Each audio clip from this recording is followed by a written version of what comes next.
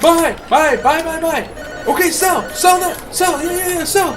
Oh, hey, just doing some intense stock trading over here, but yeah, I can do that later. That's no big deal. We'll get back to that. My name's Joe. Welcome to Down the Vent. Today we're gonna push our luck and play the odds as we try to win some big money. Let's check it out.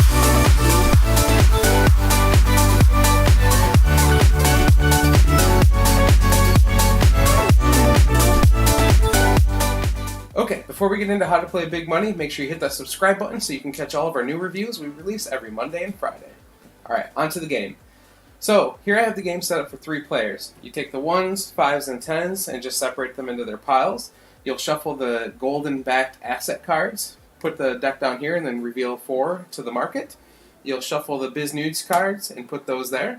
Then you'll hand each player 1 of the startup asset cards here, and that just kind of gets the game ready to go. The main part of the game is going to be rolling dice and then buying things from the market. So there's 5 dice that are numbered 1 through 6, and then there's 1 die that has each of the different asset symbols on them. So there's like theater, there's science, there's food, stuff like that. So there's 5 different assets on here, and then there is the broken piggy bank there. Whenever that symbol comes up, you'll reveal one of the Biz News cards, and instead of like stocks paying out that round, something usually bad happens. So, you go ahead. First player will take the dice, throw them in this awesome dice cup, make some noise, and then put them down on the table. So first off, you will see that the blue came up on the die, so anyone that has blue will get paid out. No one has that, so nothing happens this round. And then the person can take their dice and try to make one of these different, they're just poker runs pretty much, or poker hands. So there's 1 pair is worth $5 zillion, 2 pairs is worth $7 zillion, 3 of a kind is worth $9 zillion, little straight, which would be 4 in a straight, is worth $12 zillion, which I have already. A full house is $15 zillion, 4 of a kind is $20 zillion, big straight, which is all 5, would be $25 zillion, and 5 of a kind is $30 zillion. So I got 1, 2, 3, 4, so I've secured a little straight already. You can actually re-roll any of your dice, except the market die, 2 more times. So we're going to go ahead and try to re-roll this 6 to get a 5. I got a 2. Try it 1 more time. I got a 2 again, so I can either take the 1 pair or the little straight. I'm going to take the little straight because that gets me $12 zillion, like so. And then I can buy something from the market if I'd like. Well, I already have 1 science here with the Video Game Studio, so I'm going to go ahead and purchase the Advanced Robotics Lab for $10 zillion, so I'm going to give the money back to the bank. I'll reveal a new asset, and that'll end my turn. Now, if the science symbol ever comes up on the die, I will get $15 zillion, plus, since I have 2 assets of the same type, I'll get a $5 zillion bonus. So, having more of 1 asset gets you a larger and larger bonus, all the way up to, if you have 7 of them, you get a $30 zillion bonus if that comes up. Problem is, if they don't come up, you're in trouble.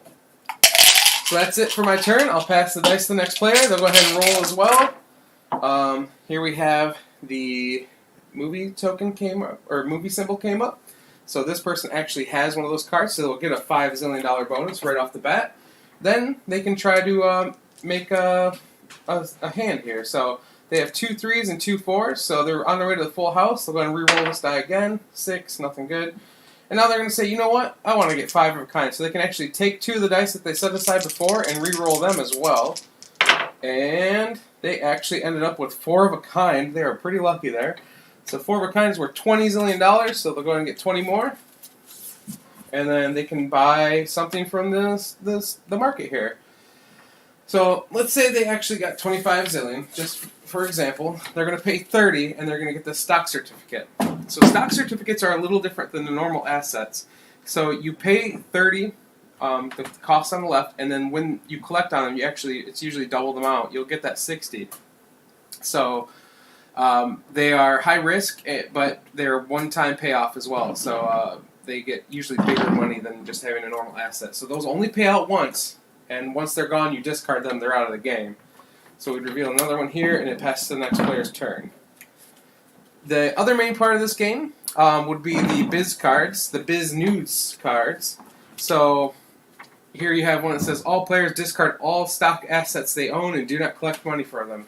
So if this came up, that second player that bought this stock certificate lost out $30 zillion. Stocks are high risk. Then you have cards like Sports Crash, where all players pay $15 zillion for each sport asset they own. Luckily, none of us have purchased sports yet, because I'd have the little trophy on them. None of us have those. Then you have the same sort of thing for Entertainment Crash. Adjustment Fine, all players pay $15 zillion for each asset of the industry that they own the most of. So I would have to pay, because I have two of the science ones, I'd have to pay $30 zillion to keep, because I own these. And if you ever don't have enough money, you pay as much as you can back to the bank. You just more cards like that. These are almost always bad.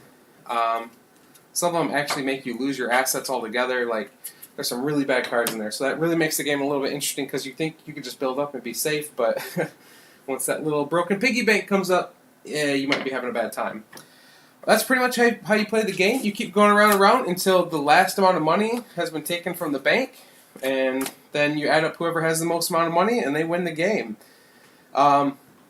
Whoever's turn it is always gets paid first, and then it goes in order around the table. So say they get, there's $10 zillion left after they get paid, and I'm supposed to get paid, and so is the next player. I'll take what I can from the bank, and if it runs out, the third player's out of luck. So that is it for Big Money. Let's go ahead and head up and see what I think of the game. Okay, so what do I think about Big Money? Well, and you have to say it like that first. Well, it's not Big Money, it's Big Money, because it's so big, obviously. My least favorite part, let's start there. Paper money. You're exchanging money a lot in this game as well. Like every turn, you're handing out money. So if you're the banker, which it's easier to have one person do it than having everyone reaching around the table to grab money, it's a pain. It's not horrible, but because, the game's short, so it's not like you're doing it for like 4 hours or anything like that, but paper money is never great. This one's really big paper money, but, it's still hard to separate and make sure you have the right amount and things like that. So, yes, that's my least favorite part. On to what I think of the rest of the game. I enjoyed it. I think it's fun. You're pushing your luck, rolling the dice, trying to make like poker hands, and get at least a little bit of cash that way. And then you're buying the stocks, and you have a chance for those to hit every single turn, right? The Biz News cards are hilarious. One turn, my friend bought a stock. He had two of them. He had just gotten the last two turns. They hadn't hit yet, or the bonds. And so he had 120 bazillion dollars or zillion dollars, whatever it's called in this game, locked up in those. And then the Biz News says you lose all of them. They all fail. And he was just like, oh. He ended up coming back to win the game though. So it ends quickly.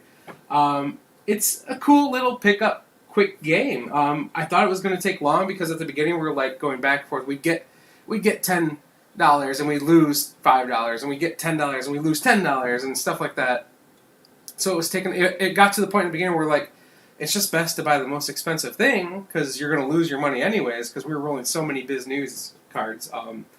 But then it stopped. We started getting more stocks and bonds built up in our play area, and then we started hitting for big money, like hundreds or 150, stuff like that. So it actually ramped up pretty quick. The game ended really quickly then because we were burning through the money. Everyone was getting a decent amount every turn, and it ended up being a lot of fun.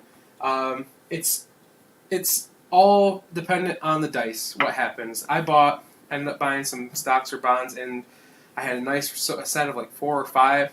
Never hit the entire game, so I just wasted all my money buying those. But hey, that's what happens when you play the market, right? So it's true to life. Big Money is a lot of fun. Good family game. Teaches you about risking it all in stocks and being careful, I guess. I don't know. It teaches you just to have fun. So I highly recommend you check it out. So that's all I have for Big Money today. Is there a game behind me that you'd like me to review next? Leave a comment below. And until next time, my name's Joe, and you've been watching Down the Vent. Bye!